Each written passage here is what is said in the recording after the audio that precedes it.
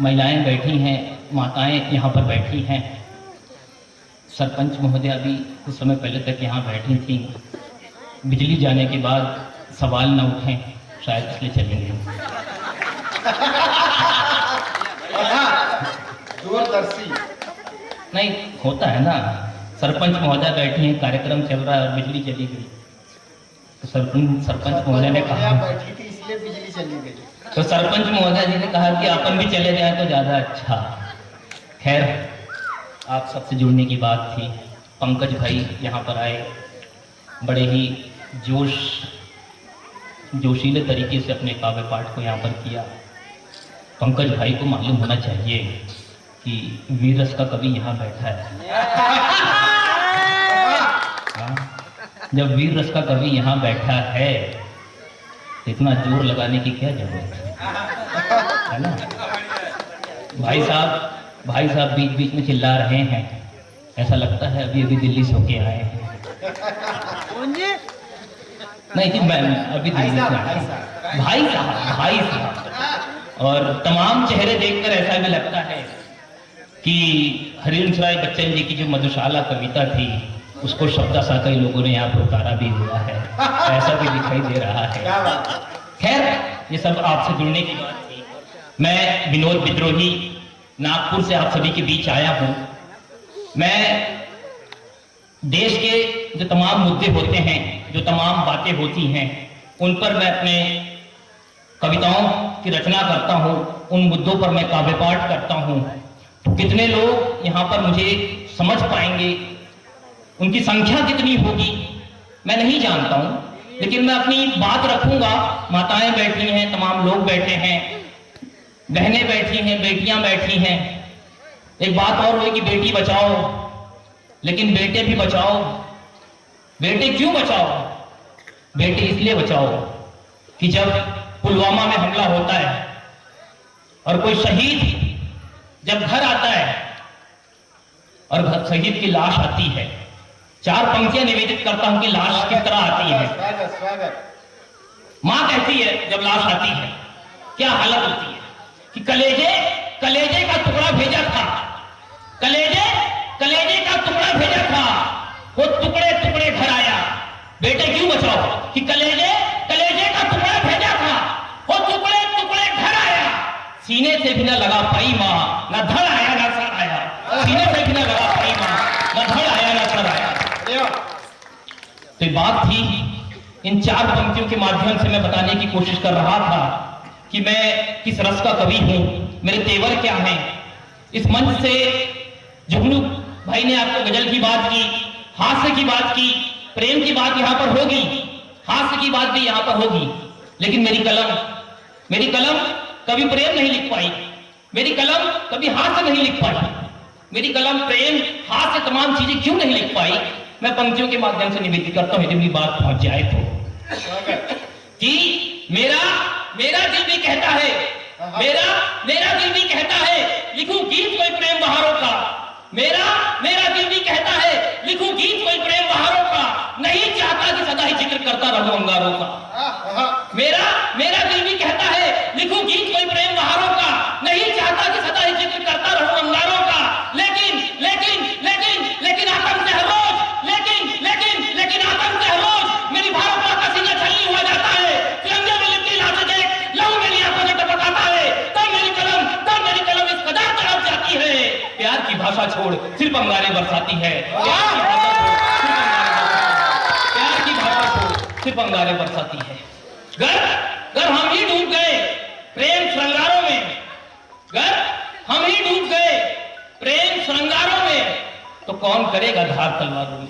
घर हम ही डूब गए प्रेम श्रृंगारों में, तो कौन करेगा धार तलवारों में।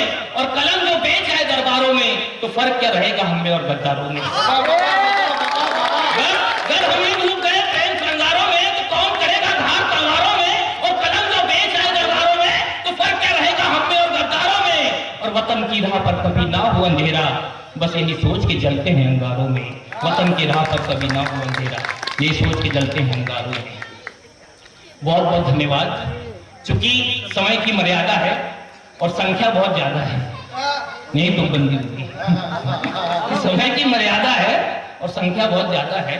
बहुत सारे मुद्दे हैं जिन पर काव्य पाठ किया जा सकता है, तो कोशिश करूंगा कि काव्य पाठ मेरा संक्षिप्त हो, ताकि काफी वरिष्ठ लोगों को पढ़ना है यहाँ पर। तो मैं कुछ एक मुद्दा आजकल देश में बहुत चल रहा है, आप सभी ने देखा होगा कि एक बात उठी देश में कि देश में डर लगता है।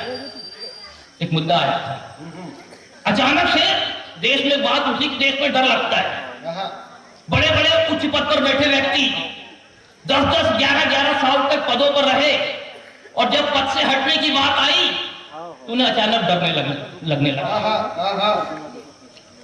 तो मुझे ख्याल आया, एक बात आई मेरे मन में कि 16 साल का बाबू गेनू, 16 साल का बाबू गेनू जिसने विदेशी माल से भरे ट्रक के नीचे आकर अपनी जान दे दी, क्या उसने कभी कहा कि मुझे डर लगता है?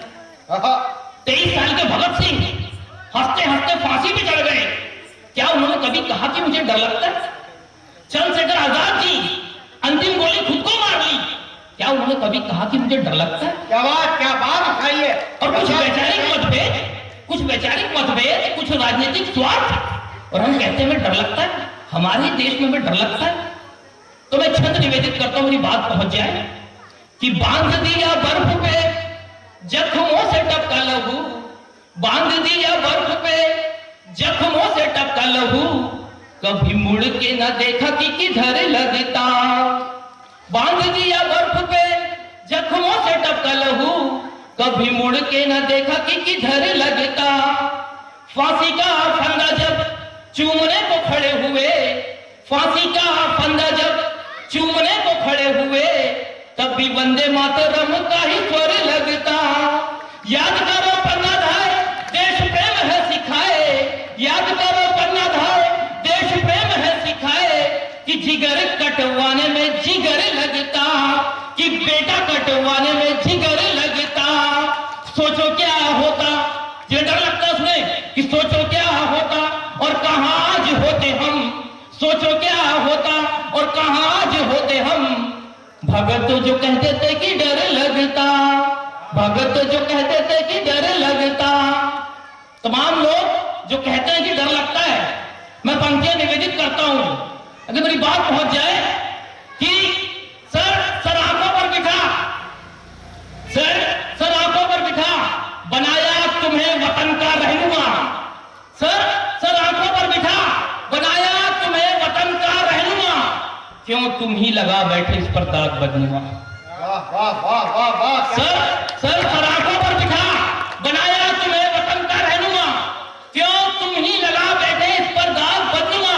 और ये जहरीले बोल तुम्हारे दिल का हर भेद कहते हैं, ये जहरीले बोल तुम्हारे दिल का हर भेद कहते हैं। और जिसको तुम डर बता रहे उसे थाली में छेद कहते हैं, जिसको तुम डर बता रहे उसे थाली में छेद कहते हैं। और इन थाली के छेदों को, इन थाली के छेदों को भला कैसे हम यार बोलेंगे, इन थाली के छेदों को भला कैसे हम यार बोलेंगे। कोई बोले ना बोले हम उन्हें गद्दार बोलेंगे, विरोध कर वैचारिक है तो मुख मेरा सदा स्वीकार बोलेंगे, जो उंगली उठी मेरे देश पर तो लब मेरे शोले और अंगार बोलेंगे।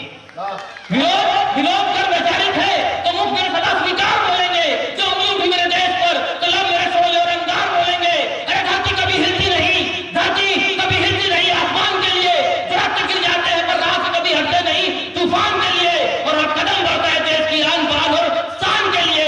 और शीश काट और बता भी सकते हैं हिंदुस्तान के लिए, शीश काट और बता भी सकते हैं हिंदुस्तान के लिए। क्योंकि समय की मर्यादा है तो अंतिम एक रचना पढ़ूंगा, उसके बाद मैं अपना स्थान ग्रहण करूंगा और मेरी बात पहुंच जाए। किसी को और इशारा नहीं, केवल रचना है, आप अपने अपने हिसाब से उसको लीजिएगा। कि लुट गया घर यहां पहरेदारों के आगे। किसी की और इशारा नहीं है, आप उसको चौकीदारों भी समझ सकते हैं। कि लुट गया घर यहां पहरेदारों के आगे, हार गए उजाले अंधियारों के आगे। लुट गया घर यहां पहरेदारों के आगे, हार गए उजाले अंधियारों के आगे। और जिम्मा सबकी हिफाजत का, जिम्मा जिस पर था सबकी हिफाजत का, राज उसने ही खोल दिए गद्दारों के आगे। जिम्मा जिम्मा जिस पर था सबकी हिफाजत का, राज उसने ही खोल दिए गद्दारों के आगे। और हर शख्स आ गया शक के दायरे में, हर शख्स आ गया शक के दायरे में, खुली तिजोरी जब वफादारों के आगे। हर शख्स आ गया शक के दायरे में, खुली तिजोरी जब वफादारों के आगे। और चौथा स्तंभ कहें